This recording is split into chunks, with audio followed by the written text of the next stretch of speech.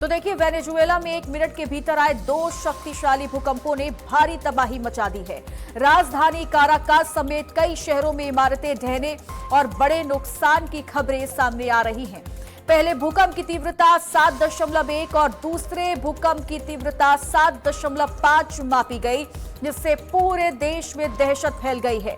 USGS ने बड़े पैमाने पर जान-माल के नुकसान की आशंका जताई है। शुरुआती आकलन में मृतकों की संख्या 10,000 से ज्यादा होने की आशंका जताई गई है। एयरपोर्ट समेत कई महत्वपूर्ण ढांचों को भी नुकसान पहुंचने की खबर है। सरकार ने देश में इमरजेंसी घोषित कर दिया है और राहत बचाव अभियान भी तेज कर दिया गया है। तो वहीं विशेषज्ञों ने चेतावनी दी है कि आने वाले घंटों में और भी तेज भूकंप के झटके महसूस किए जा सकते हैं। तो 3 तस्वीरें आपकी टीवी स्क्रीन पर हम दिखा रहे हैं वेनेजुएला से, जहां पर देखिए 2 शक्तिशाली भूकंप के झटके महसूस किए गए हैं, जिसकी तीव्रता मैग्नीट्यूड 7.5 मापी गई है। इसके अलावा पहला भूकंप जो आया उसका मैग्नीट्यूड जो रहा है वो 7.1 रहा और दूसरे 7.5 मापी गई है, जिससे पूरे देश में इस वक्त दहशत मची हुई है। तस्वीरों को देखकर आप अंदाजा लगा सकते हैं कि इस वक्त हालात वहां पर क्या बने होंगे। ज्यादा जानकारी देने के लिए हमारे डिप्टी एडिटर अली शरर हमारे साथ जुड़ गए हैं। अली जी, अब ये जो तस्वीरें हम देख रहे हैं ये वाकई में बेहद भयावह वाली तस्वीरें हैं और ये जो आंकड़ा बताया जा रहा है मृतकों का लगभग 10,000, बहुत बड़ा आंकड़ा है। 10,000 मृतकों की संख्या हो चुकी है। देखिए चित्रा, निश्चित तौर पर ये वेनेजुएला के लिए एक भयंकर भूकंप साबित हुआ है। 126 साल में इतना तबाही वाला भूकंप पहली बार आया है, जिसने 2 झटकों के अंदर 15,000 से ज्यादा लोगों की मौत की आशंका जताई है। हालांकि ऑफिशियली अभी स्टेटमेंट आना बाकी है, लेकिन खबरों के मुताबिक 15,000 से ज्यादा लोग इस भूकंप की चपेट में आने से मारे गए।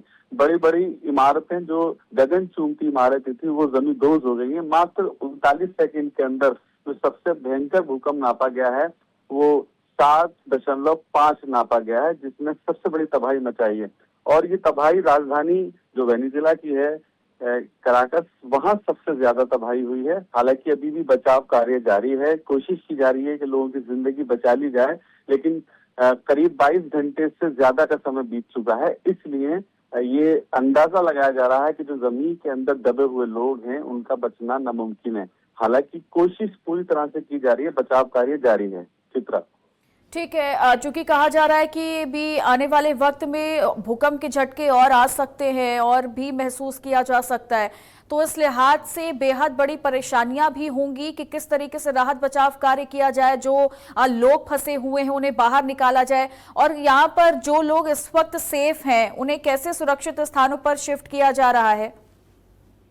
देखिए चित्रा, निश्चित तौर पर अभी जो वेनेजुएला के ऑफिशियली वेबसाइट है या वहाँ के तमाम चैनल्स का यही दावा है कि अभी भी इस पूरे इलाके यानी पूरे देश में अभी भी रेड अलर्ट जारी है।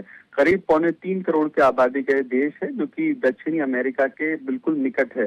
हालांकि बहुत टूरिस्ट प्लेस भी माना जाता है, दुनिया भर के लोग यहाँ घूमने भी जाते हैं, लेकिन जिस तरह से तबाही आई है, इस तबाही ने वेनेजुएला देश को कई साल पीछे कर दिया है, क्योंकि बड़ी बड़ी इमारतें जो गगन चूमती इमारतें थी पूरी तरह से जमींदोज हो गई हैं। अक्सर आपने देखा होगा चित्रा, जब इस तरह की घटनाएं घटती हैं तो एक बिल्डिंग में तमाम लोग बचाव कार्य लगकर की कोशिश करते हैं उस बिल्डिंग से लोगों को निकालने, लेकिन यह एक बिल्डिंग नहीं है, यह सैकड़ों बिल्डिंगें हैं जिसमें हजारों लोग रहते थे जो पूरी तरह से जमींदोज हो गए।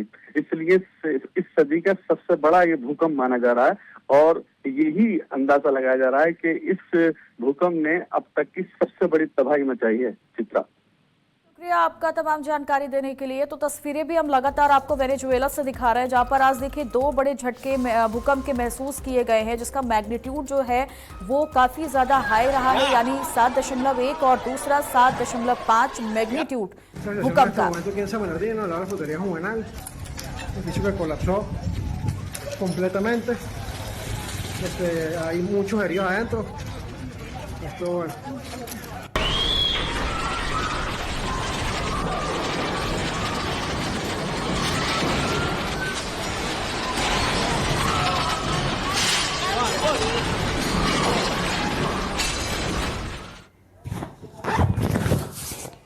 De momento vemos como los equipos de rescate, hermano.